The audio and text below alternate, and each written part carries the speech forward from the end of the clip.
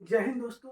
आज हम बात करेंगे आर्ट एंड कल्चर में रिलीजन, दिल्ली सल्तनत और मुगल के तहत मुगल सांस्कृतिक और उनके योगदान की। मुगल आर्ट एंड कल्चर के तहत हम मुगलों के काल में हुए स्थापत्य के क्षेत्र के विकास की चर्चा करेंगे। मुगलों के काल में साहित्य के क्षेत्र में हुए विकास की चर्चा करेंगे।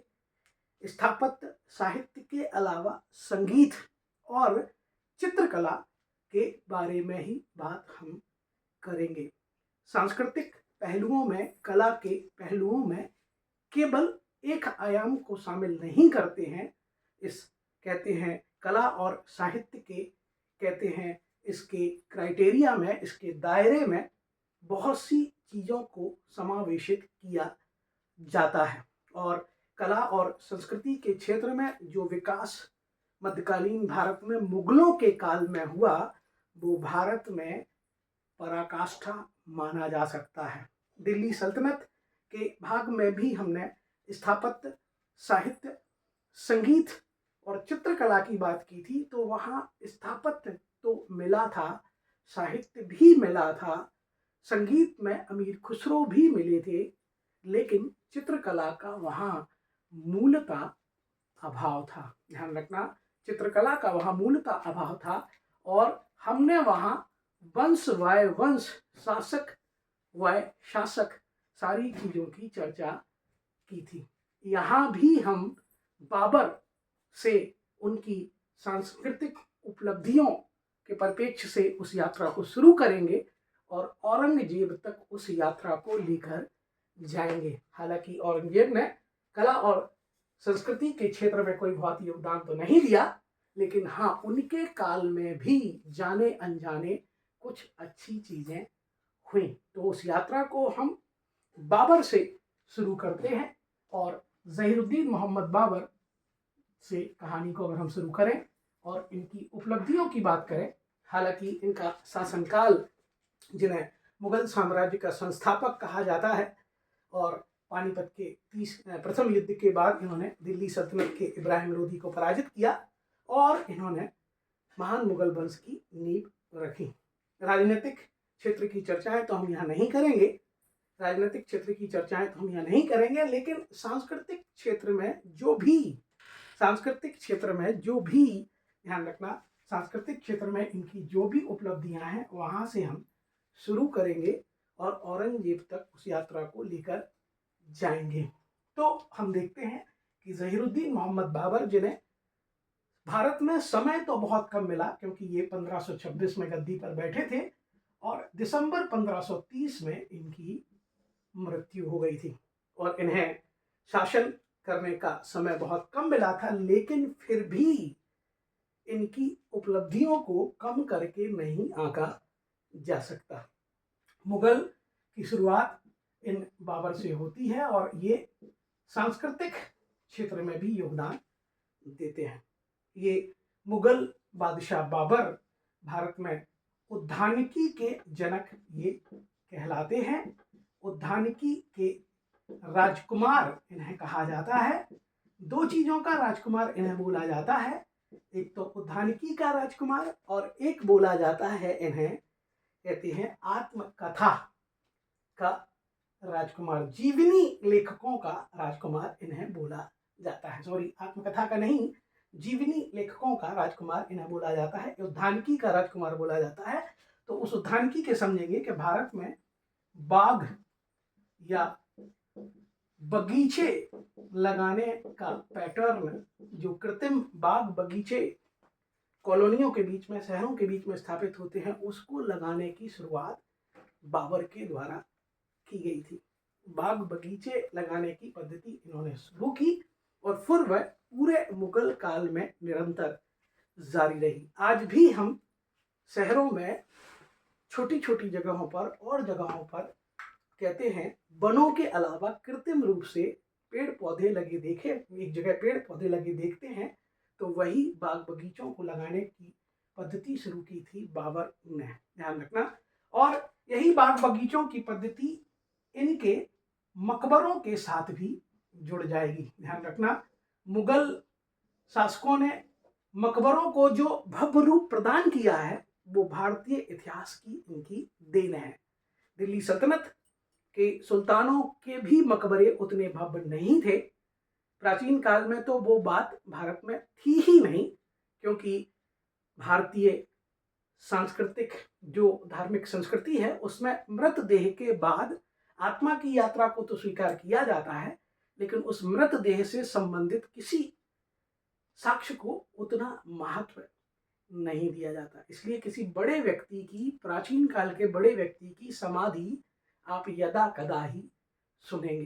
दिल्ली सल्तनत में भी मकबरों का उतना महत्व नहीं था, लेकिन मुगलों के द्वारा मकबरों को एक भव्य रूप प्रदान किया गया और कहते हैं वो ऊंचे चबूतरे पर बनाए जाने लगे, उनके चारों ओर मीनारें बनाई जाने लगी और वो चार बाग शैली में या उनको बाग के बीचों बीच बनाया जाने लगा। आगे ये मुगल मकबरों में दिखाई देगा भारत में, चाहे आप ताजमहल उठा लें, चाहे आप उठा लें हुमायूं का मकबरा, आपको हर जगह ये चीजें दिखाई देंगी। तो कला संस्कृति के पक्ष में कि बाग बगीचों के साथ साथ इन्होंने मकबरों के चारों ओर या बगीचों के बीच में वो मकबरे स्थापित करने का पैटर्न शुरू किया। हालांकि ऐसा कोई मकबरा बाबर के द्वारा नहीं बनाया गया और खुद बाबर को उनकी मृत्यु के बाद उनके कहे अनुसार काबुल में ले जाकर दफनाया गया।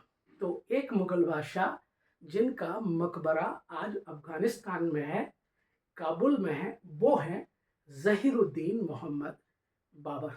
तो बाबर का बाग बगीचों को शुरू करने का पैटर्न और उसके साथ कहते हैं इन्होंने कुछ मस्जिदें, हालांकि मस्जिदें आपकी दिल्ली सल्तनत में कुतुबुद्दीन ऐबक से शुरू हो गई थी, लेकिन यहाँ भी उन्होंने कुछ मस्जिदों का निर्माण कराया।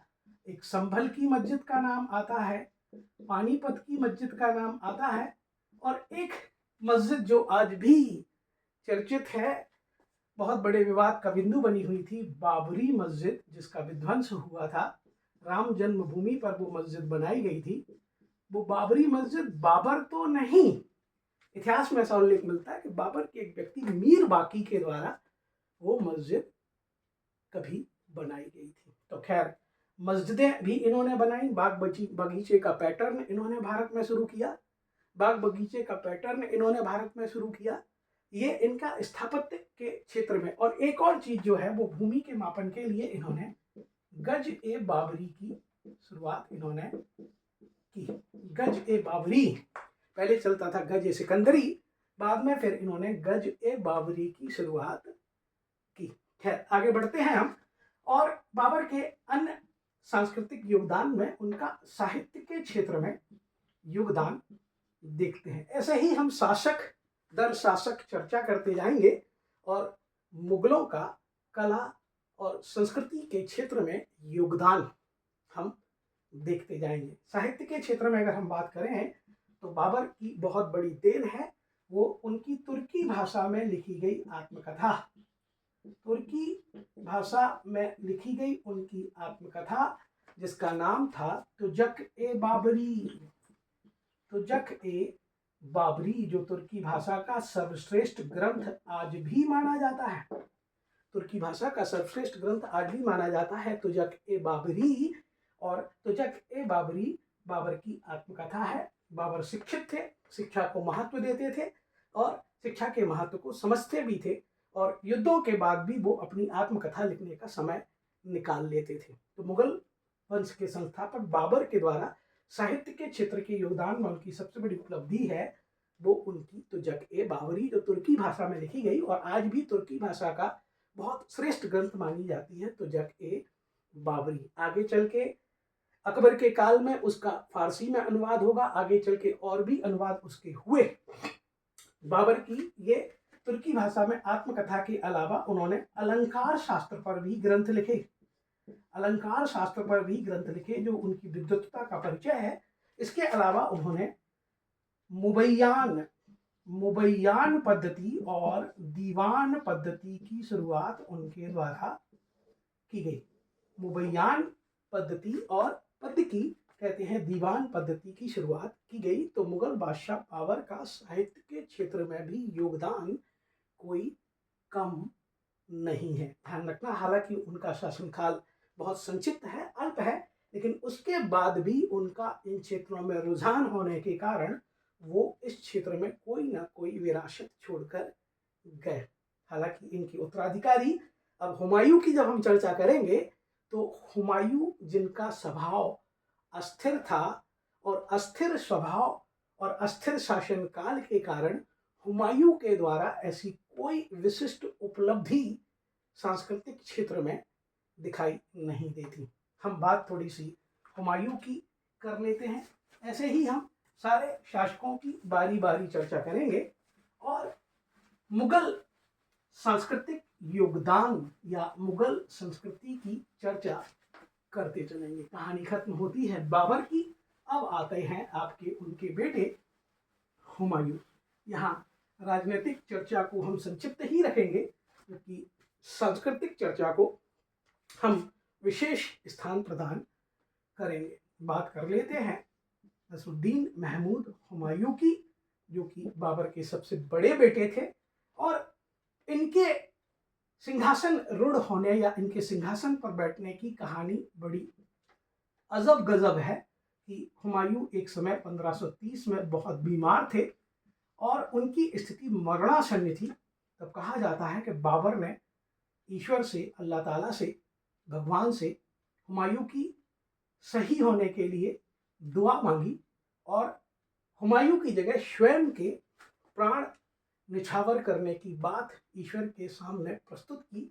और कहते हैं चमत्कारिक रूप से, आध्यात्मिक रूप से इस घटना को अगर हम देखेंगे कि हुमायूं धीरे धीरे सही होते गए और बाबर धीरे धीरे बिस्तर में मिलते गए और अंततः बाबर के दिसंबर 1530 में प्राण पखेरु उड़ गए और फिर उनकी गद्दी पर उनके बड़े बेटे हुमायूं का राज्यारोहण हुआ। 1530 में 23 वर्ष की अवस्था में हुमायूं का कहते हैं गद्दी पर बैठे वो, और हुमायूं के शासन की अस्थिरता के कारण उनका सांस्कृतिक और कला के क्षेत्र में योगदान भी कुछ स्थिर दिखाई नहीं देता। यहाँ आप कहोगे शासन की स्थिरता का संबंध सांस्कृतिक योगदान से कैसे है, तो हम एक उदाहरण देके और समझाएंगे कि जब शासन प्रशासन शांत, निश्चित और स्थिर रूप से लंबे समय तक चलता है, बगैर उथल पुथल के चलता है,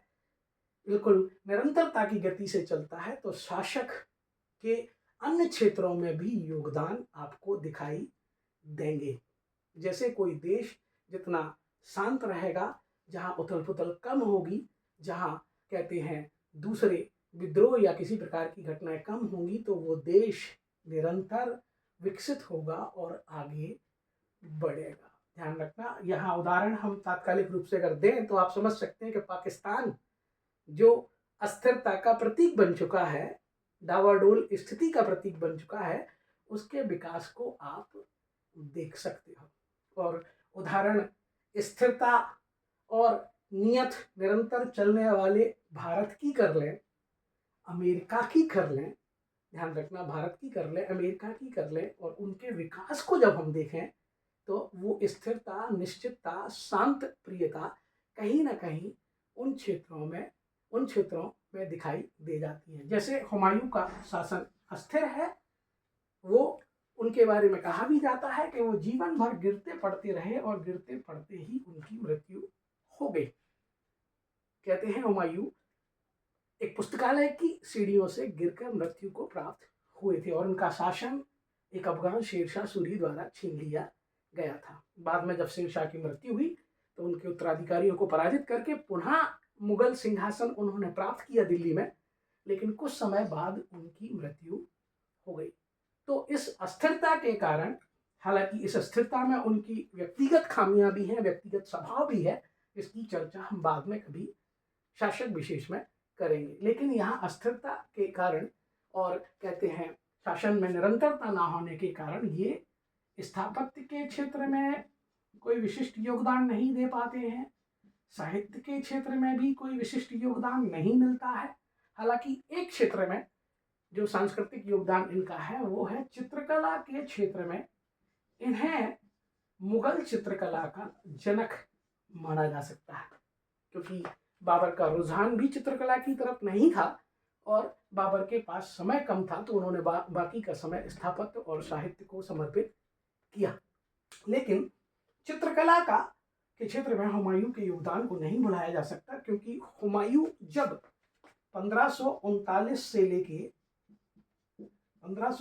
से लेके ईरान में 1545 तक का निर्वासित जीवन जीते हैं, तो उस समय वो कुछ चित्रकारों को से मिलते जुलते हैं और उन्हीं चित्रकारों को जब भारत आते हैं तो भारत लेकर आ जाते हैं।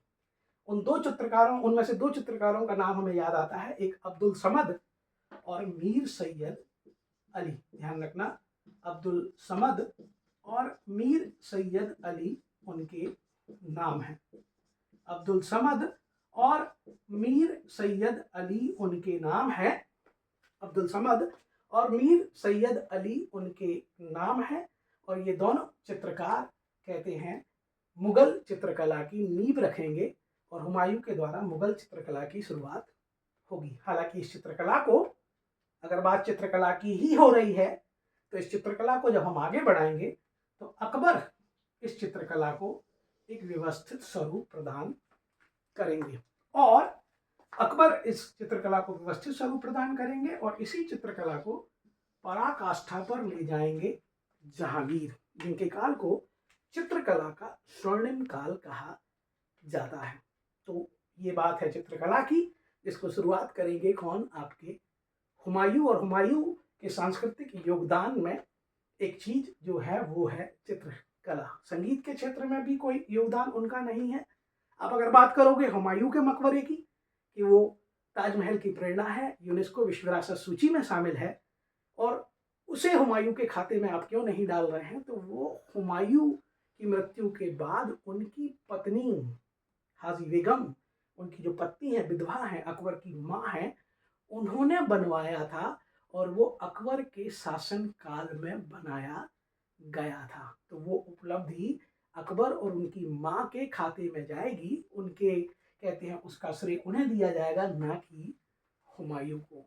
हुमायूं की जो सबसे ज़्यादा चीज़ अगर चर्चित है तो वो है हुमायूं का मकबरा। ध्यान रखना, तो हुमायूं का मकबरा अकबर के द्वारा बनवाया जाएगा और यहाँ से कहानी अकबर की शुरू भी होगी, क्योंकि स्थापत्य की बात भी अकबर तक आ गई है और चित्रकला की बात भी हमने कहा था कि व्यवस्थित रूप से स्थापित करेंगे। शुरुआत जरूर हुमायूं ने कर दी, लेकिन व्यवस्थित रूप से व्यवस्थित स्वरूप उसे प्रदान करेंगे कौन? आपके जलालुद्दीन मोहम्मद अकबर।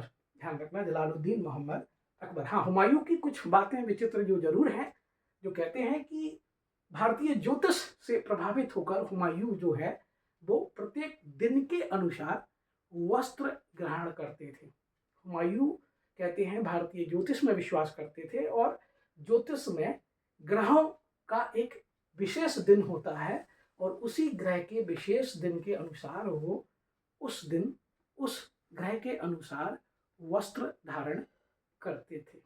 जैसे अगर बोला जाए तो हुमायूं सोमवार को सफेद वस्त्र पहनते थे, मंगलवार को लाल वस्त्र पहनते थे, शनिवार को काले वस्त्र पहनते थे और रविवार को वो पीले सूर्य का दिन होने के कारण वस्त्र पहनते थे। खैर वो कोई योगदान नहीं है, लेकिन हुमायूं के ज्योतिष के क्षेत्र में उनके रुझान को दिखाता है। अगर उनके शासन में स्थिरता होती और वो स्थिर स्वभाव के होते तो शायद उस क्षेत्र में कोई योगदान उनका आपको देखने मिलता। जैसे आमेर के राजा सवाई जयसिंह के जंतर मंतर आपको देखने के लिए मिलते हैं।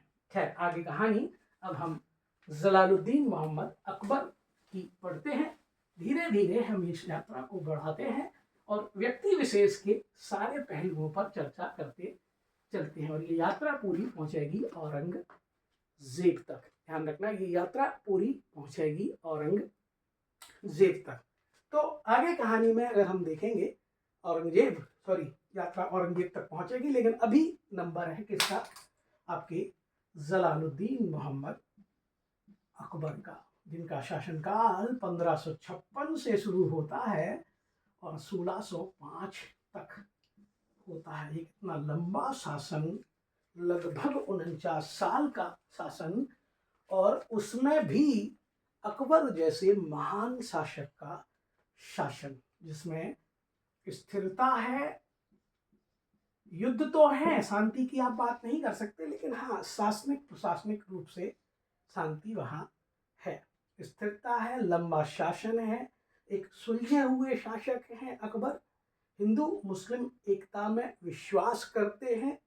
कहते हैं भारत मध्यकालीन भारत में अगर सबसे महान शासक कोई माने जा सकते हैं, हिंदू मुस्लिम को एक दृष्टि से देखने वाले शासक कोई माने जा सकते हैं, गंगा जमुना मिश्रित संस्कृति में विश्वास करने वाले कोई माने जा सकते हैं, तो वो हैं जलालुद्दीन मोहम्मद अकबर। और अकबर का सांस्कृतिक क्षेत्र में योगदान आप देखेंगे कि इनका योगदान स्थापत्य के क्षेत्र में भी है, इनका योगदान स्थापत्य के क्षेत्र में भी है, इनका योगदान आपके साहित्य के क्षेत्र में भी है, बहुत ज्यादा योगदान है साहित्य के क्षेत्र में, इनका योगदान संगीत के क्षेत्र में भी है अगर आप बात करें, और इनका योगदान चित्रकला के क्षेत्र में भी माना जाता है।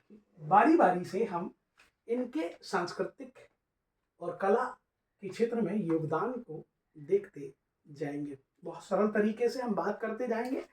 तो स्थापत्य के क्षेत्र में अगर अकबर की बात की जाए, तो अकबर के द्वारा जिन्होंने 1556 में शासन संभाला था, सबसे पहले तो हुमायूं का मकबरा, हमने कहा आपको कि हुमायूं का मकबरा अकबर के खाते में, उनकी उपलब्धि के खाते में जाएगा, क्योंकि हुमायूं की मृत्यु के बाद उनकी विधवा अकबर की मां हाजी बेगम के द्वारा कहते हैं, एक वास्तुकार का नाम आता है मीरक मिर्जा ग्यास बेग। मीरक मिर्जा ग्यास बेग के द्वारा हुमायूं के मकबरे का निर्माण दिल्ली में कराया जाता है। हालांकि इसमें लोधी स्थापत्य की कुछ चीज़ों को ग्रहण किया गया, और इसको लोधी स्थापत्य की चीज़ों से, तथ्यों से या बातों से प्रेरणा लेते हुए एक बहुत ऊंचे चबूतरे पर बनाया गया, और कहते हैं कि इसके चारों ओर मीनारें भी बनाई गई, और ये मकबरा एक 4 बाग शैली में या बाग के बीचों बीच बनाया गया। इस मकबरे की जो विशिष्टता है, जो इस मकबरे की पहचान है, कि ये मकबरा आगे जाके इतना खूबसूरत बना कि आगे जाके ताजमहल की मूल प्रेरणा बनेगा हुमायूं का मकबरा। ताजमहल की मुख्य डिजाइन जो ली गई है, वो ली गई है हुमायूं के मकबरे से। हालांकि ताजमहल ने प्रेरणा बहुत सी जगह से ली है। जब शाहजहां का टर्म आएगा तो हम ताजमहल की बात भी करेंगे, लेकिन ताजमहल की वास्तु के क्षेत्र में, डिजाइन के क्षेत्र में अगर कोई प्रेरणा है तो वो है हुमायूं का मकबरा। कहते हैं ये मकबरे में जो गुंबद है, वो गुंबद दोहरा गुंबद शैली है। बाकी का कहते हैं ये पूरा मकबरा लाल बलुआ पत्थर से बना हुआ है, और लाल बलुआ पत्थर अकबर के काल से मुगलों की पहचान बन जाएगा। लाल रंग अकबर का फेवरेट था, नहीं था ये नहीं मालूम, लेकिन लाल रंग कहीं ना कहीं, अगर आप रंगों की बात करो तो उगते हुए सूर्य का प्रतीक लाल रंग को माना जाता है, जीवंतता का प्रतीक लाल रंग को माना जाता है। तो अकबर ने अपनी स्थापत्य की संरचनाओं में लाल बलुआ पत्थर का इस्तेमाल किया, इसलिए आप मुगलों द्वारा बनवाए गए किलों को लाल किले के नाम से जानते हैं। तो ये हुमायूं का मकबरा भी लगभग पूर्णता तो नहीं कहेंगे, लगभग लाल बलुआ पत्थर से बना है, लेकिन इसकी जो गुंबद है, उस गुंबद का रंग सफेद है, क्योंकि वो संगमरमर की है। गुंबद संगमरमर से बना हुआ है, और बाकी का सारा मकबरा लाल बलुआ पत्थर से बना है। यही अंतर है ताजमहल में और हुमायूं के मकबरे में, कि ताजमहल पूर्णतः संगमरमर से बना है, सफेद, और कहते हैं पूर्णतः संगमरमर से, जबकि हुमायूं का मकबरा कहते हैं गुंबद को छोड़कर पूर्णतः लाल बलुआ पत्थर से बना है। नहीं तो आप उसको देखेंगे तो हूबहू डिजाइन दोनों की या दोनों देखने में एक से लगते हैं। लोगों ने ताजमहल तो देखा होता है, लेकिन हुमायूं के मकबरे को सामान्यतः कम लोगों ने ही देखा होता है। और इस हुमायूं के मकबरे को 1993 में यूनेस्को विश्व विरासत सूची में शामिल किया गया है। ध्यान रखना, हुमायूं के मकबरे को 1993 में, जो कि दिल्ली में स्थित है, उसको आपके यूनेस्को विश्व विरासत सूची में शामिल किया गया है। अकबर के स्थापत्य के क्षेत्र के योगदान को अगर हम और जाने, आगे बढ़े, तो स्थापत्य के क्षेत्र में अकबर के द्वारा आपके आगरा के लाल किले का निर्माण कराया गया। आगरा का लाल किला, ध्यान रखना, आगरा का लाल किला जो कि ताजमहल के साथ 1983 में ही भारत में यूनेस्को विश्व विरासत सूची में शामिल होने वाला स्थान बना था। आगरा का लाल किला, कहते हैं पहले लाल किला अकबर ने बनवाया था और बाद में लाल किला बनवाया था शाहजहां ने। तो ये आगरा का लाल किला अकबर ने बनवाया। कहते हैं अकबर ने 3 जगह के लिए बनाए। अकबर ने 3 जगह के लिए बनाया, जिसको मैं मजाक मजाक में भी कहता हूँ कि अकबर ने आइला का किला बनवाया, जिसको हम गाने के रूप में भी बोलते हैं, आइला रे। तो ध्यान रखना, आइला का किला बोले तो क्या, आगरा, इलाहाबाद और लाहौर। आइला एक फॉर्मूला है, एक सूत्र है, जिससे अकबर द्वारा बनाए गए किलों का नाम सीधा सीधा आ जाता है। आप हौर बोले तो आगरा का लाल किला, ई बोले तो इलाहाबाद, प्रयागराज, जहाँ पर गंगा यमुना के संगम पर एक किला है, और वो किला बनवाया है जलालुद्दीन मोहम्मद अकबर ने। ध्यान रखना, जो लोग इलाहाबाद तैयारी करते हैं सिविल सर्विसेज की, यूपीपीसीएस की, यूपीएससी की, तो उन्हें इस संगम पर बने किले की जानकारी अच्छे से होती है। और लाहौर में भी अकबर के द्वारा किला बनवाया गया। अकबर के द्वारा 3 किले बनवाए गए, जिन्हें आइला का किला हमने बोला। अकबर के स्थापत्य के क्षेत्र के योगदान को अगर हम बता रहे हैं, तो फतेहपुर सीकरी को नहीं छोड़ा जा सकता है। एक और उनका जो स्थापत्य के क्षेत्र में योगदान है, हम व्यक्ति विशेष से चर्चा करते चल रहे हैं, और सारे शासकों के, कहते हैं सारे शासकों के स्थापत्य धीरे धीरे यहाँ आते जा रहे हैं। ध्यान रखना, सारे शासकों के क्षेत्र, सांस्कृतिक क्षेत्र में योगदान यहाँ आते जा रहे हैं। और स्थापत्य की बात अगर हम करेंगे, तो स्थापत्य की बात में अगर हम करेंगे, तो फिर आ जाता है फतेहपुर सीकरी। और आप ध्यान रखना, ये फतेहपुर सीकरी आगरा से कुछ दूरी पे है, और ये स्थापत्य में खूबसूरती के मामले में, सांस्कृतिक समागम के मामले में और सारे स्थापत्य पे भारी पड़ता है। यहाँ पर अकबर के द्वारा ये हालांकि है फतेहपुर सीकरी, कैसा कि बाबर ने इसको 1527 में खानवा के युद्ध को जीता था, और उस जगह को नाम फतेहपुर नाम दिया था, फतेहपुर नाम दिया था। और इसी फतेहपुर वाले भाग में निवास करते थे एक चिश्ती सूफी संत सलीम चिश्ती, और सलीम चिश्ती के आशीर्वाद से अकबर को 8 वर्ष के बाद हुई थी एक संतान, जिसका नाम उन्होंने इन्हीं के नाम पर सलीम रखा था, और वो सलीम आगे जाकर जहांगीर बनेंगे। तो वो सलीम चिश्ती का, कहते हैं खानकाह यहाँ था, आश्रम यहाँ था, और अकबर ने कुछ समय के लिए अपनी राजधानी फतेहपुर सीकरी बना ली थी, और यहाँ पर स्थापत्य के क्षेत्र में चारों ओर विकास कराया था। इन्होंने यहाँ पर बौद्ध स्थापत्य कला शैली को, हिंदू स्थापत्य कला शैली को और जैन स्थापत्य कला शैली को भी शामिल करते हुए स्थापत्य की संरचनाएं बनवाई थी। यहाँ पंचमहल है, जोधा बाई का मकबरा है, यहाँ कहते हैं सलीम चिश्ती का मकबरा है, और यही है भारत का सबसे बड़ा दरवाजा, जिसे बुलंद दरवाजा कहा जाता है। ध्यान रखना, यहीं पर है भारत का सबसे बड़ा दरवाजा, जिसे बुलंद दरवाजा माना जाता है। ध्यान रखना, बुलंद दरवाजा जो कि 1531 के बाद गुजरात विजय के उपलक्ष्य में बनवाया था आपके अकबर ने। फतेहपुर सीकरी का दक्षिणी द्वार है बुलंद दरवाजा, और इस बुलंद दरवाजे की प्रेरणा कहीं ना कहीं अकबर ने इल्तुतमिश द्वारा बनवाए गए नागौर के अतार किन के दरवाजे से ली थी।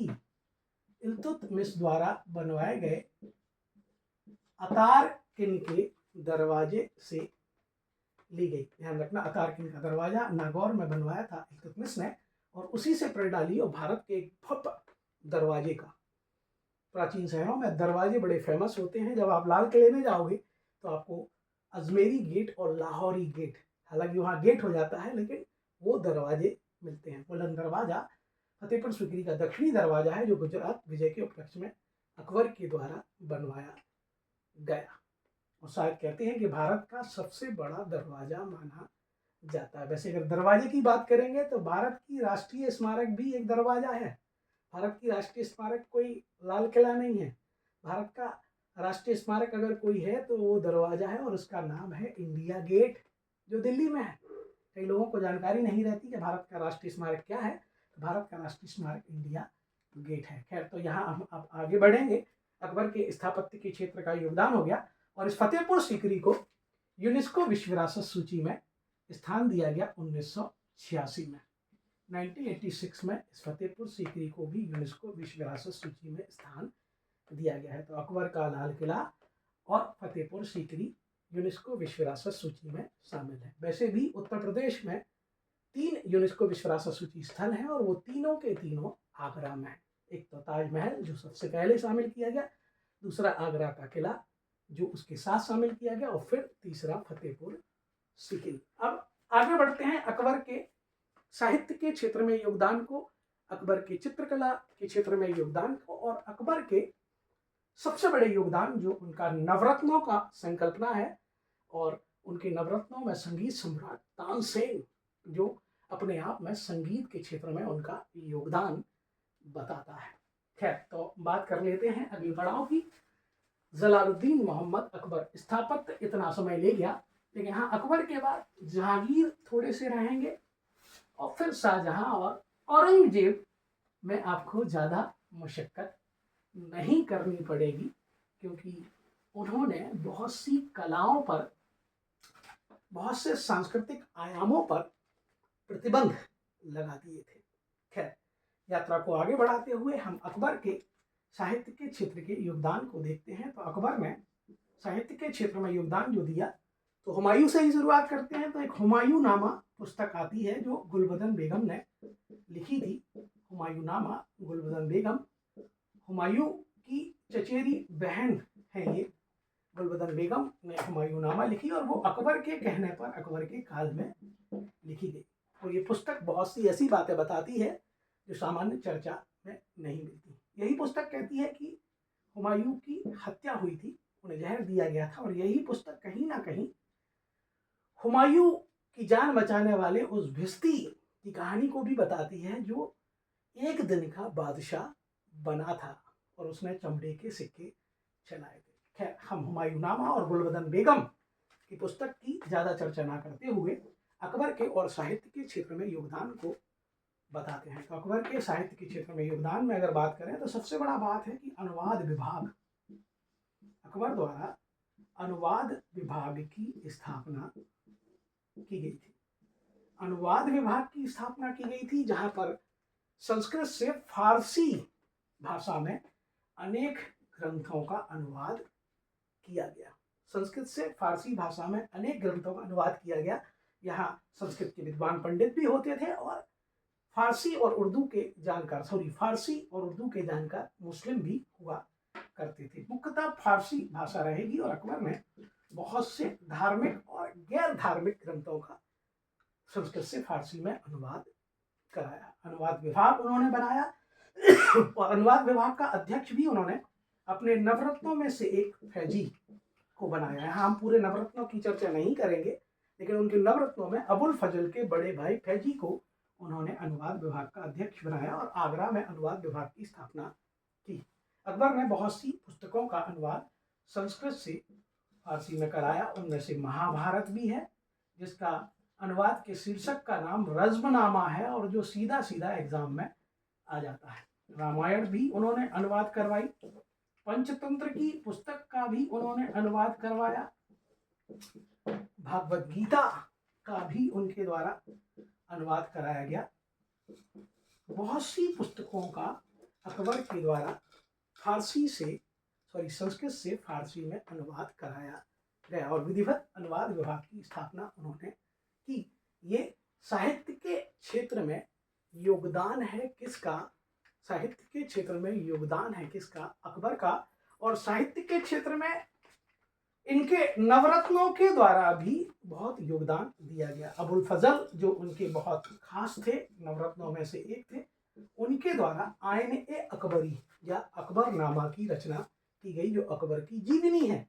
और कुछ अनुवाद कार्य भी इनके द्वारा किया गया। बदायूनी का नाम भी आता है, बदायूनी भी इनके दरबारी थे, उनके द्वारा भी अनुवाद कार्य किया गया। एक और इनके कहते हैं दरबारी विद्वान हैं जिनका नाम अब्दुल रहीम खान खाना है।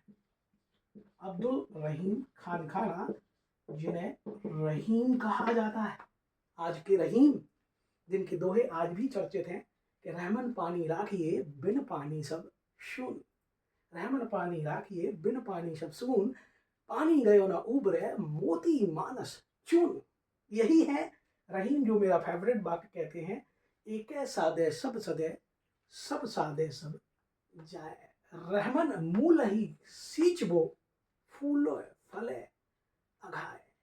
रहीम के कुछ दोहे जो मुँह जबानी हमें याद हैं और वो काफ़ी अच्छे भी लगते हैं, प्रेरणादायी भी हैं। और यही अब्दुल रहीम आज के रहीम कहलाते हैं। कबीर के दोहों के अलावा अगर किसी के दोहे चर्चित हैं तो वो हैं रहीम, अब्दुल रहीम खान खाना। कुछ दोहों की बात हमने यहाँ कर ली, जिनमें से एक हमें बहुत अट्रैक्ट करता है कि एक सादे सब सदे सब सादे सब जाए। जीवन में एक समय में एक काम को ही करना चाहिए, एक लक्ष्य को ही साधना चाहिए। अगर आप बहुत सारे लक्ष्यों को एक साथ साधते हैं, एक बहुत सारे लक्ष्यों पर ध्यान केंद्रित करते हैं, तो उनमें से एक भी काम आपका पूरा नहीं होता है। खैर, कभी बात करेंगे इस एक दोहे पर, पूरी बात करेंगे। लेकिन ये सांस्कृतिक योगदान है किसका? साहित्य के क्षेत्र में योगदान है किसका? आपके अकबर का। उनके नवरत्नों की अगर बात की जाए तो उनके नवरत्नों में बीरबल भी हैं। बीरबल के द्वारा किसी साहित्य का सृजन तो नहीं किया गया, लेकिन आप ध्यान रखना बीरबल हाजिर जवाबी के लिए मुख्यतः जाने जाते थे। अब बात कर लेते हैं, ये साहित्य के क्षेत्र का योगदान हो गया। अब बात कर लेते हैं संगीत की। जब नवरत्नों की ही बात हो रही है तो संगीत की बात कर लेते हैं। तो अकबर ने संगीत को भी अच्छा खासा बढ़ावा दिया, संगीत को भी अच्छा खासा बढ़ावा दिया। एक तो अकबर खुद आपका नक्कारा बजाते थे, अकबर स्वयं नक्कारा बजाते थे। और अकबर ने अपने दरबार में बड़े बड़े संगीतज्ञों को संरक्षण दे रखा था, जिनमें तानसेन प्रमुख थे। और बाज बहादुर, मालवा के शासक बाज बहादुर को भी संगीतज्ञ के रूप में मनसब प्रदान किया गया था। तानसेन अपने आप में बहुत बड़ा नाम है, संगीत सम्राट तानसेन, जो ग्वालियर शहर के हैं, जिन्हें भारत में संगीत सम्राट बोला जाता है और जिन्हें शायद संगीत का पर्याय माना जाता है। ध्यान रखना, यहाँ संगीत के क्षेत्र में बाज बहादुर। एक व्यक्ति और जिसे बैजू बावरा कहा जाता है, बैजू बावरा, जो मध्य प्रदेश के चंदेरी से जुड़े हुए माने जाते हैं। ये सब अकबर के दरबार के इर्द गिर्द, अगर दरबार में नहीं थे तो दरबार के इर्द गिर्द थे और उनका दरबार में आना जाना लगा रहता था। कहते हैं तानसेन और बैजू बावरा की प्रतिस्पर्धा थी, प्रतिद्वंदी थे एक दूसरे के, और उनकी प्रतिस्पर्धा अबुल फजल के उल्लेखों में भी दिखाई देती है। खैर, तो ये कहते हैं। और अकबर तानसेन को लेके इतने ज्यादा आग्रही थे कि उन्होंने रीवा के राजा रामचंद्र के दरबार से इन रामतनु पांडे को बुलाया था और बाद में इनका नाम हो गया था तानसेन। तो ये अकबर का संगीत के क्षेत्र में योगदान, प्रत्यक्ष नहीं तो अप्रत्यक्ष रूप से उनका योगदान रहा है। अकबर का चित्रकला के क्षेत्र में अगर हम योगदान देखें, अकबर का चित्रकला के क्षेत्र में योगदान देखें, जिस चित्रकला की शुरुआत आपके हुमायूं के द्वारा की गई थी, उस चित्रकला को व्यवस्थित स्वरूप प्रदान किया अकबर ने। और अकबर ने, कहते हैं, वो मीर सैयद अली और अब्दुल समद को लेकर बहुत से धार्मिक सांस्कृतिक ग्रंथों के मुख्य पृष्ठ पर और उनके दृश्यों का चित्र बनवाया, जिनमें से एक बहुत चर्चित नाम आता है हमजा नामा का नाम आता है, जो सबसे प्रमुख पांडुलिपि मानी जाती है। अकबर के काल में दशवंत, वशावन, अब्दुल समद, मीर सैयद अली जैसे चर्चित चित्रकार थे। अकबर के दरबार में चित्रकला में यूरोपीय प्रभाव भी दिखाई देता है। यूरोपीय प्रभाव बढ़ जाता है। 3D पेंटिंग, 3D पेंटिंग आपका उसका प्रभाव भी बढ़ जाता है। 3D पेंटिंग आ जाती है, मतलब दूर की चीज दूर दिखाई देती है पेंटिंग में, और पास की चीज पास दिखाई देती है। ये प्रभाव भी कहते हैं अकबर के काल में मुगल चित्रकला में आ जाता है। यूरोपीय प्रभाव भी अकबर के काल में मुगल चित्रकला में आ जाता है। और कहते हैं बहुत से धार्मिक ग्रंथों के चित्रों को, उनके मुख्य पृष्ठ को चित्रकला से परिपूर्ण करवाते हैं कौन? आपके जलालुद्दीन मोहम्मद अकबर। तो अकबर का स्थापत्य के क्षेत्र में योगदान हो गया, साहित्य के क्षेत्र में योगदान हो गया, अकबर का संगीत के क्षेत्र में योगदान हो गया, और अकबर का चित्रकला के क्षेत्र में भी योगदान हमने देखा। तो ये अकबर का योगदान, और सबसे बड़ा सांस्कृतिक योगदान उनका नवरत्न है। हम ठंडा ठंडा कूल कूल नवरत्न तेल की बात नहीं कर रहे हैं। वैसे भी कहते हैं कि अकबर के पास ठंडा ठंडा कूल कूल नवरत्न था, इसलिए अकबर ने हर क्षेत्र में इतने अच्छे अच्छे काम किए। वैसे ये ठंडा ठंडा कूल कूल नवरत्न चंद्रगुप्त विक्रमादित्य के पास भी था, और चंद्रगुप्त विक्रमादित्य ने भी सबसे बड़ा सांस्कृतिक योगदान भारतीय इतिहास में, प्राचीन भारत में जो दिया, वो अपना नवरत्न के रूप में दिया, क्योंकि उन्हीं के नवरत्नों में से एक थे साहित्य के पर्याय कालिदास। वहां साहित्य के पर्याय कालिदास थे, और यहाँ संगीत के पर्याय तानसेन है। आप ध्यान रखना, दोनों हैं मध्य प्रदेश से। कालिदास उज्जैन महाकाल की नगरी से हैं, और आपके तानसेन ग्वालियर की नगरी से हैं। सॉरी, और वो ग्वालियर को तानसेन का शहर ही बोला जाता है। खैर, तो ध्यान रखना। और अकबर बड़े सुलझे थे, कभी अकबर पर हम चर्चा करेंगे। अकबर भले कम पढ़े लिखे थे, निरक्षर थे इवन, और लेकिन उनकी समझ बहुत अच्छी थी। और नवरत्न की उन्हें प्रेरणा कहाँ से मिली, अगर ये बात हम अपने शोध के आधार पर बताएं, तो कहते हैं कि उन्होंने जब सिंहासन प्राप्त किया था 1556 में, पानीपत के दूसरे युद्ध को जीतने के साथ, तो उन्होंने अंतिम विक्रमादित्य हेमू को हराया था, और तब उनकी विक्रमादित्य के प्रति लालसा जगी थी। और जब उनने विक्रमादित्यों के बारे में जाना, तो उन्हें सुनाई दिए चंद्रगुप्त विक्रमादित्य, और साथ में सुनाई दिया उनका नवरत्न की संकल्पना। वहीं से अकबर ने प्रेरणा लेते हुए अपने दरबार में नवरत्न रखे। 9 उनके रत्न थे, जिनमें तानसेन भी हैं, बीरबल भी हैं, मानसिंह भी हैं, टोडरमल भी हैं। 4 हिंदू हैं और 5 मुस्लिम हैं। यहाँ पर भी उन्होंने हिंदू मुस्लिम संस्कृति को संतुलित करने का प्रयास किया। अबुल फजल हैं, उनके भाई फैजी हैं, अब्दुल रहीम खान खाना है, मुल्ला दो प्याजा हैं, और हकीम हुमाम है।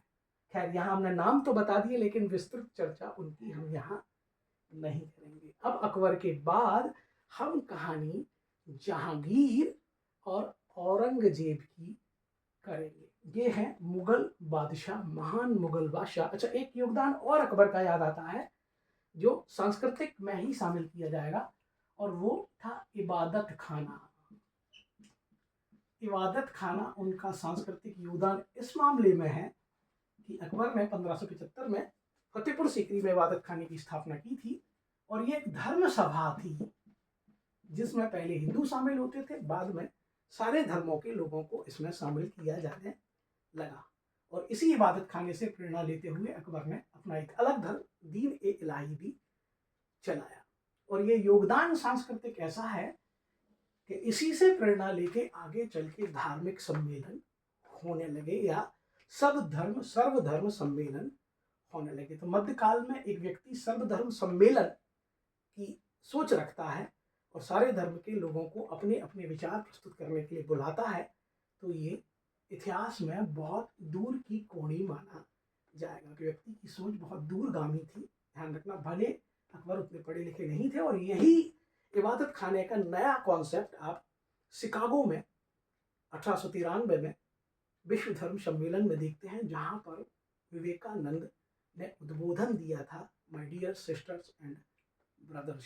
और विवेकानंद ने सनातन धर्म संस्कृति को दुनिया के पटल पर प्रस्तुत किया था। खैर, यहाँ हम बहुत दूर जा रहे हैं और यूपीएससी सिविल सर्विसेज की डिमांड होती है कि आप इतिहास में अतीत से प्रेरणा लेते हुए वर्तमान को सुधारते हुए, वर्तमान को अच्छा करते हुए उज्जवल भविष्य की ओर बढ़ें। मतलब अतीत, वर्तमान और भविष्य एक निरंतरता और परिवर्तन के प्रभाव के क्रम में दिखाई दे। हमने पहले भी कहा था, इतिहास केवल गड़े मुर्दे उखाड़ना नहीं है। इतिहास अतीत से प्रेरणा लेना, वर्तमान को संभालना, संभल के चलना और भविष्य को अच्छा करना। इतिहास निरंतरता और परिवर्तन के साथ एक यात्रा है। खैर, आगे बढ़ते हैं। और नेपोलियन बोनापार्ट की तो बहुत बड़ी उक्ति भी है कि अगर जिसको इतिहास की जानकारी है उसके पास विवेक है, उसे मालूम है कि क्या अच्छा है और क्या बुरा है। भविष्य की, अतीत की जानकारी और उस अतीत को अपने वर्तमान में सुधारने के लिए सदुपयोग करना और फिर उस वर्तमान को साधते हुए अपने भविष्य को उज्जवल करना। खैर, आगे बढ़ते हैं। कहानी में आ जाते हैं आपके जहांगीर। जो सलीम थे वही बनेंगे जहांगीर और इनका शासनकाल 1605 से लेके 1627 तक का माना जाता है। और इनकी सांस्कृतिक उपलब्धियों में सबसे बड़ी उपलब्धि अगर हमने आपको बताई है तो वो उपलब्धि है इनकी चित्रकला के क्षेत्र में।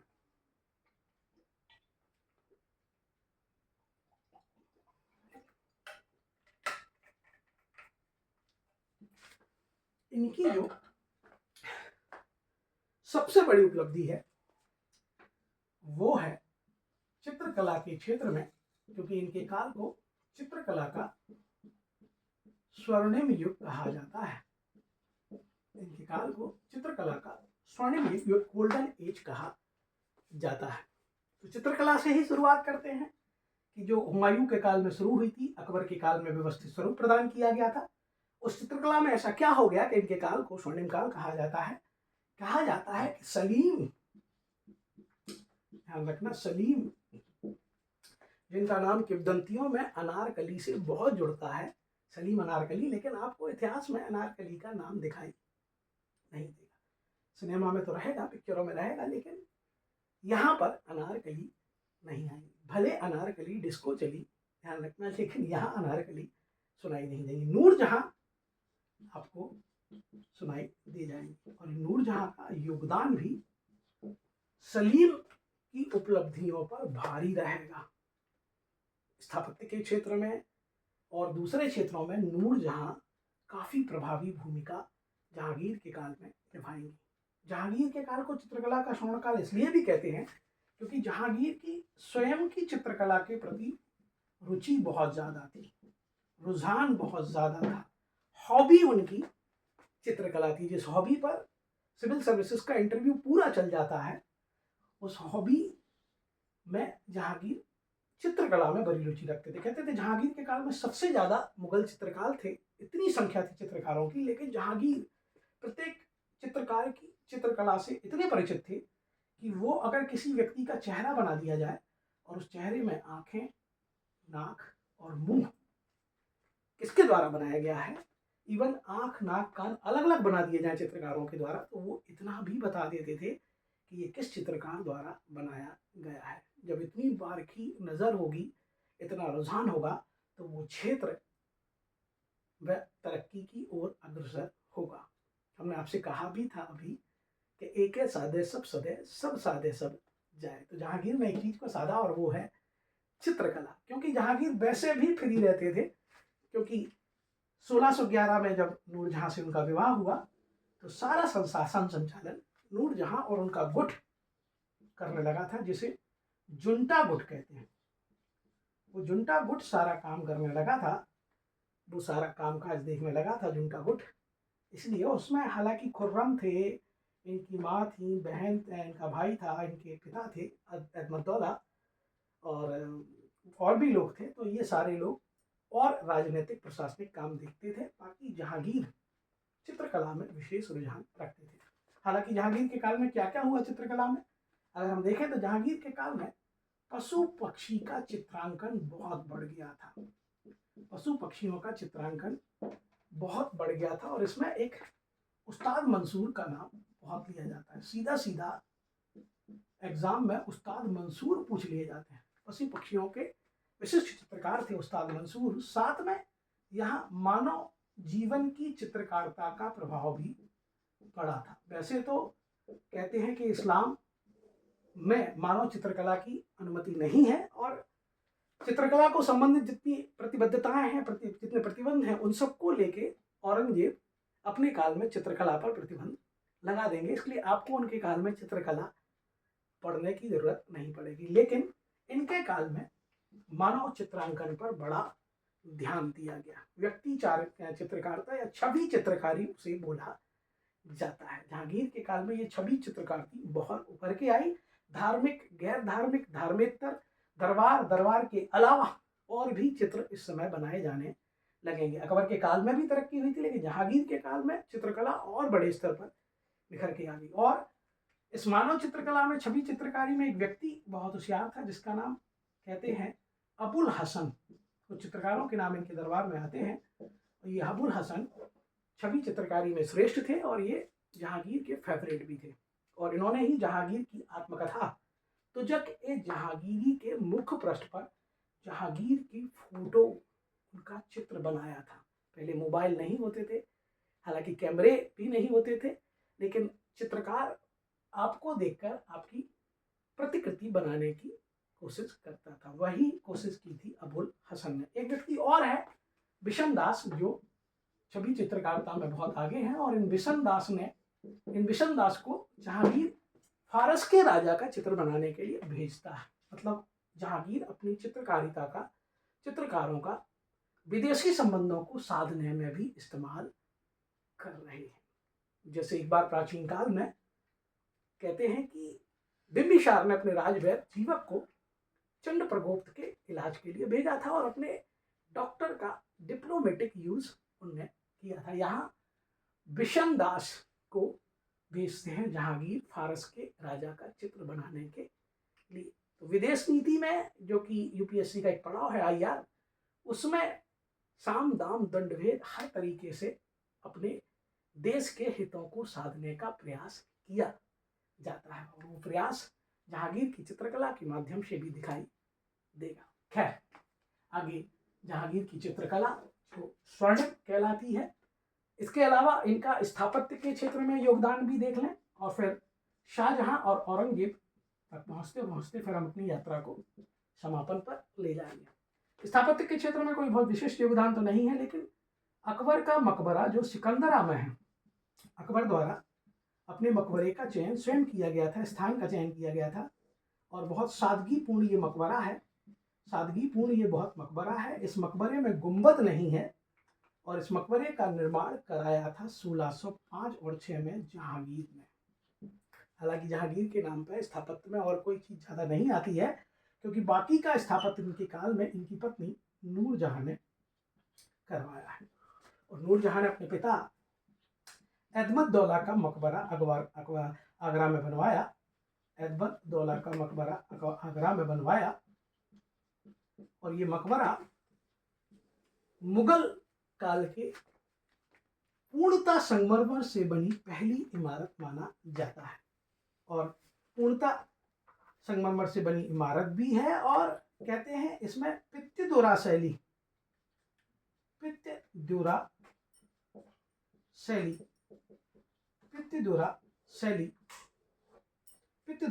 का प्रयोग भी किया जाता है। और पित्तदोरा शैली अगर कल्चर में बात करें तो एक ऐसी शैली है जिसमें सफेद संगमरमर के बीच में रंगीन संगमरमर के टुकड़ों को लगाया जाता है। तो ये एहमद-उद-दौला का मकबरा भी नूरजहां ने बनवाया और साथ में जहांगीर की समाधि है, जहांगीर का मकबरा। तो जहांगीर की 1627 में लाहौर में मृत्यु हुई, तो वहीं लाहौर के पास एक जगह है शाहदरा, रावी नदी के तट पर, वहां पर जहांगीर का मकबरा उन्होंने बनवाया। तो ये नूरजहां के द्वारा बनवाए गए मकबरे या कहते हैं उनके द्वारा स्थापत्य के क्षेत्र में योगदान है, लेकिन वो अकबर के काल में कहीं ना कहीं काउंट किए जाएंगे। अगर प्रश्न सीधा नूरजहां को लेके आता है, जो आ भी जाता है कि नूरजहां का स्थापत्य के क्षेत्र में या सांस्कृतिक योगदान बताइए, तो आप नूरजहां के स्थापत्य के क्षेत्र के योगदान को बता सकते हैं। संगीत में जहांगीर का वैसा कोई विशेष रुझान नहीं रहा। अब हम बात कर लेते हैं शाहजहां की, जिनके काल को स्थापत्य का स्वर्णिम काल कहा जाता है।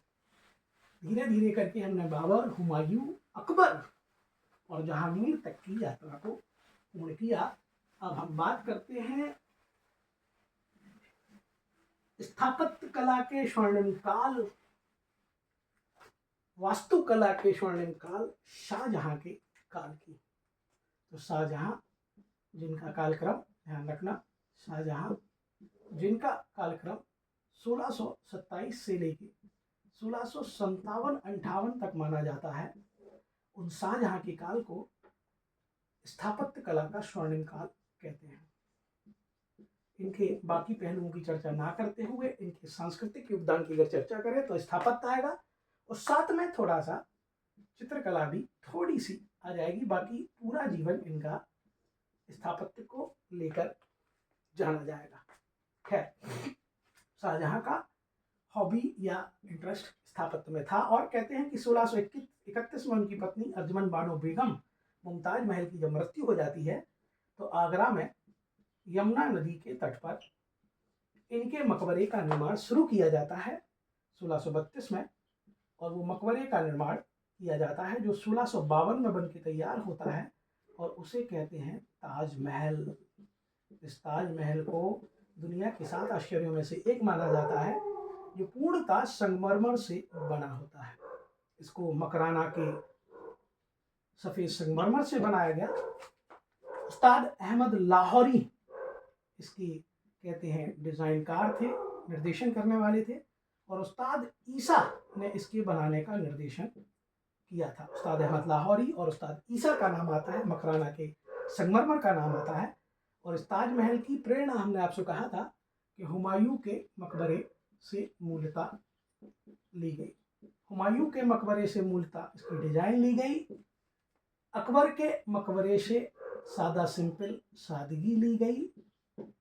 फिर कहते हैं कि अहमदौला के मकबरे से सफेद संगमरमर का पैटर्न लिया गया। शेरशाह सूरी के सासाराम स्थित मकबरे से जल में इसकी आकृति दिखे, क्योंकि शेरशाह सूरी का मकबरा सासाराम बिहार में जल के बीचों बीच, झील के बीचों बीच स्थित है। ठीक है, वो मुगलों में नहीं था इसलिए उसकी चर्चा नहीं कर पाए, लेकिन यहाँ उसकी चर्चा हो जाती है। तो ताजमहल का अक्स जल के बीच दिखे, इसलिए उसके चारों तरफ फव्वारे लगाए गए। और 5वीं प्रेरणा मांडू में कहते हैं हुसैन शाह का मकबरा। मांडू में एक मालवा के शासक के मकबरे से, उस मकबरे से उनकी कब्र की डिजाइन ली गई है। तो ये 5 जगह से प्रेरणा ली गई है ताजमहल की, जो कि शाहजहां के काल की सबसे बड़ी उपलब्धि माना जाता है। शाहजहां ने कहते हैं स्थापत्य के क्षेत्र में लाल किले का निर्माण भी दिल्ली में यमुना नदी के तट पर कराया, जिसे 1648 में बनाया गया। इसे किला ए मुबारक भी कहते हैं। इस लाल किले में दीवान खास है, दीवान ए आम है, और उसी दीवान खास में रखा गया था मयूर सिंहासन या तख्त ए ताउस, जिसमें लगा हुआ था कोहिनूर हीरा। तो लाल किला, किला ए मुबारक, इसके 2 प्रवेश द्वार अजमेरी गेट और लाहौरी गेट का उल्लेख मिलता है, और 2007 में इसको यूनेस्को विश्व विरासत सूची में शामिल किया गया है। ये अकबर शाहजहां के स्थापत्य के क्षेत्र का योगदान है। और एक चीज और है कि दिल्ली के लाल किले में मोती मस्जिद औरंगजेब ने बनवाई, इनके बेटे ने, जबकि आगरा के लाल किले में, जिसको अकबर ने बनवाया था, वहां मोती मस्जिद बनवाई शाहजहां ने। ये कभी कभी कंफ्यूज करता है, तो आप याद रखना कि लाल किला तो दिल्ली में शाहजहां ने बनवाया, लेकिन मोती मस्जिद औरंगजेब ने बनवाई। लाल किला आगरा में अकबर ने बनवाया, लेकिन मोती मस्जिद वहां पर शाहजहां ने बनवाई। ठीक है, इसके अलावा जामा मस्जिद भी दिल्ली में लाल किले के सामने है। वो जामा मस्जिद भी शाहजहां के स्थापत्य के क्षेत्र के उदाहरणों में से एक मानी जाती है। तो ये शाहजहां के काल का स्थापत्य के क्षेत्र में योगदान। कुछ बाग भी, गार्डन भी शाहजहां द्वारा बनवाए गए, जिनमें शालीमार बाग का नाम लिया जाता है। इसके अलावा शाहजहां ने चित्रकला के क्षेत्र में थोड़ा रुझान दिखाया, जितना जहांगीर ने दिखाया था उतना नहीं दिखाया। तो इनके काल में चित्रकला का पतन होने लगा और औरंगजेब के काल में एकदम मुगल चित्रकला खत्म हो गई और वो क्षेत्रों में, स्थानीय क्षेत्रों में चली गई और स्थानीय चित्रकला का जन्म वहां से होता है। चित्रकला के क्षेत्र में शाहजहां के काल में क्या हुआ था कि शाहजहां के काल में चित्रकला में चमकीले भड़कीले रंगों का पैटर्न बढ़ गया था और साथ में एक आभा मंडल, प्रत्येक व्यक्ति के चेहरे के चारों तरफ जो आभा मंडल होता है वो शाहजहां के काल की चित्रकला की विशेषता बन गया था। ये योगदान है शाहजहां का सांस्कृतिक क्षेत्र में, आपके कहते हैं स्थापत्य के क्षेत्र में जो उनका स्वर्णिम काल है, और आपके कहते हैं कि चित्रकला के क्षेत्र में। बात कर लेते हैं औरंगजेब की और वहीं से हमारी यात्रा खत्म होगी। हमने पूरी यात्रा को बारी बारी से डिस्कस किया और उस यात्रा को जब हम औरंगजेब तक लेके जाएंगे, जो दिल्ली में मुगल साम्राज्य के सबसे लंबे समय तक शासन करने वाले शासक बनते हैं, लेकिन ये एक कट्टर शासक थे। औरंगजेब 1658 से लेके 1707 तक गद्दी पर बैठते हैं और इनका शासन भी लंबा है, हालांकि उथल पुथल से बचा हुआ नहीं। इनका साम्राज्य भी बड़ा है, लेकिन वहां पर विद्रोहों की संख्या सबसे ज्यादा है। अकबर के काल में शासनकाल लगभग बराबर है, औरंगजेब का थोड़ा ज्यादा है और अकबर हर चीज में स्वर्णिम सफलता अर्जित कर रहे हैं, जबकि औरंगजेब असफलता के पर्याय माने जाते हैं, क्योंकि औरंगजेब थोड़े से कट्टर सुन्नी कट्टर मुसलमान थे ये, और सूफियों में एक सिलसिले को मानते थे जिसका नाम था नक्शबंदी सिलसिला। अकबर जो मानता था उसका नाम चिश्ती सिलसिला है, और आगामी क्लास में आपको ये भक्ति सूफी दिखाई देगा। चिश्ती लिबरल है और नक्शबंदी थोड़ा सा कट्टर है। तो औरंगजेब, जिन्हें चलता फिरता पीर, जिंदा पीर कहा जाता है, शाही दरवेश कहा जाता है, वो औरंगजेब इस्लाम के नियम के अनुसार कई चीज़ों पर प्रतिबंध लगा देते हैं और उनमें से साहित्य कला के क्षेत्र की भी बहुत सी चीज़ें रहती हैं। हालांकि स्थापत्य के क्षेत्र में उन्होंने कुछ कार्य किए और वो स्थापत्य के क्षेत्र का उनका योगदान दक्षिण भारत में उन्होंने औरंगाबाद में, दक्षिण भारत में जो औरंगाबाद उन्हीं के नाम पर है, औरंगजेब के नाम पर, जिसका शायद अभी नाम परिवर्तित कर दिया गया है, संभाजी नगर शायद उसका नाम कर दिया गया है। तो औरंगाबाद, वहां पर उन्होंने अपनी बीवी रबिया का मकबरा बनवाया और उसकी प्रेरणा उन्होंने ताजमहल से ली। ताजमहल की कॉपी करने का वो प्रयास कर रहे थे, जैसी हुमायूं के मकबरे की कॉपी ताजमहल ने की, ताजमहल की कॉपी करने का प्रयास कर रहे थे, तो वो कॉपी अच्छी नहीं हो पाई। कहते हैं अकल भी दिमाग से की जाती है, नकल भी दिमाग से की जाती है और नकल के लिए भी अकल की जरूरत होती है। तो शायद वो नकल करते करते करते फूहड़ नकल बन गया और इसे बीबी का मकबरा तो कहते हैं और दक्कन का ताज भी कहते हैं, कभी कभी व्यंग्य के रूप में ताजमहल की फूहड़ नकल भी उसे बोला जाता है।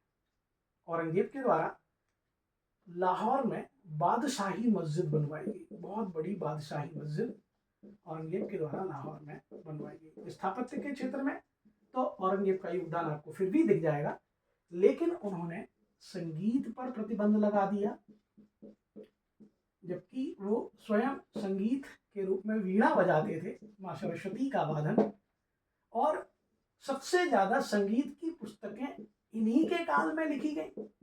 जिस चीज को जितना दबाया जाएगा वो उतने ही ज्यादा प्रेशर से उछल के आएगी। तो संगीत की सबसे ज्यादा पुस्तकें अगर मुगल काल में पूछी जाए तो लिखी गई औरंगजेब के काल में, और स्वयं वीणा बजाते थे, लेकिन फिजूल खर्ची मानते थे, मितव्ययी थे औरंगजेब। केवल कट्टरता उसका कारण नहीं था, मितव्ययता भी उसका एक कारण है, और वो मितव्ययी थे, फिजूल खर्ची से बचना चाहते थे, इसलिए उन्होंने बहुत सी चीजों पर प्रतिबंध लगा दिया था। क्योंकि कलाकार रखने पड़ते थे, कलाकारों को पैसे देने पड़ते थे, उनका भरण पोषण करना पड़ता था, इसलिए उन्होंने संगीत पर प्रतिबंध लगा दिया।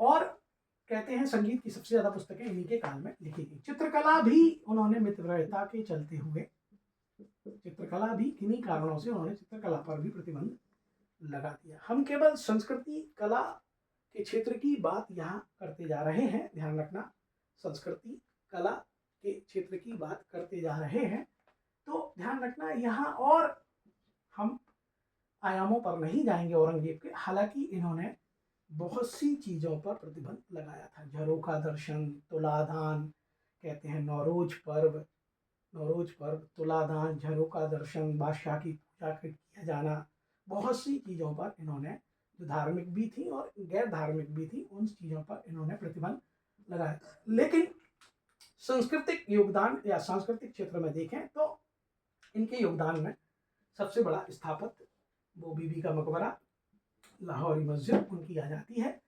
और ये शाहजहां की संतान थे, और शाहजहां ने उनकी माँ मुमताज के लिए जो गिफ्ट दिया था ताजमहल, उसी की हूबहू ये कॉपी करना चाह रहे थे, इसलिए इन्होंने बनवाया था बीबी का मकबरा।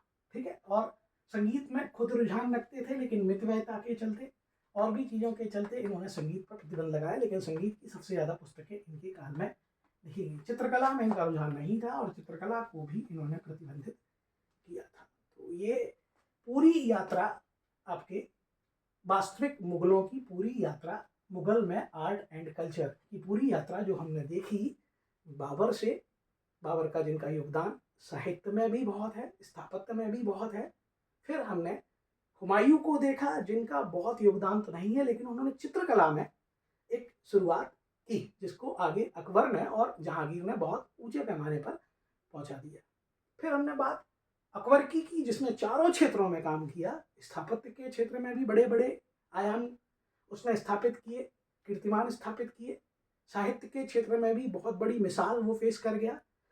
संगीत के क्षेत्र में भी साक्षात संगीत सम्राट तानसेन उनकी उपलब्धि के रूप में जाने जाते हैं। आज भी भारत में संगीत के पर्याय तानसेन माने जाते हैं। संगीत के क्षेत्र में स्वयं वो नक्कारा बजाते थे। संगीत के क्षेत्र के साथ, साहित्य के क्षेत्र के साथ, चित्रकला में भी वो यात्रा जो हुमायूं ने शुरू की थी, उस चित्रकला को व्यवस्थित स्वरूप प्रदान करवा के गए आपके अकबर। हालांकि उसके बाद जहांगीर के काल को हमने देखा तो जहांगीर का मुख्य रुझान चित्रकला पर था, तो उन्होंने सांस्कृतिक योगदान जो दिया वो चित्रकला के क्षेत्र में बहुत बड़ा दिया। हालांकि उनके काल में नूरजहां द्वारा स्थापत्य के क्षेत्र में भी कुछ प्रयास किए गए। और फिर जब हमने बात शाहजहां की तो शाहजहां का जीवंत प्रमाण उनके द्वारा बनाया गया ताजमहल है, जो यूनेस्को में शामिल होने वाला भारत का प्रथम स्थान है, प्रथम स्थल है, और दुनिया के 7 आश्चर्यों में भी उसको माना जाता है।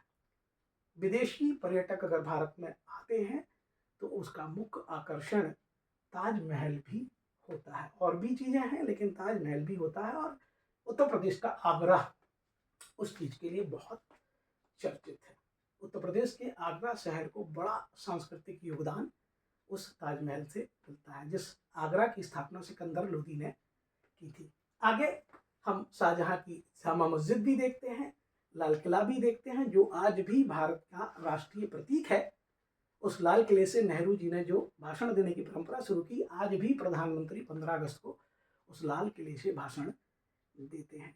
जामा मस्जिद, लाल किला, ताजमहल, उसके बाद औरंगजेब का योगदान नहीं चाहते हुए भी संगीत के क्षेत्र में आगे दिखता है, और स्थापत्य के क्षेत्र में भी उनके द्वारा कुछ प्रयास किए गए।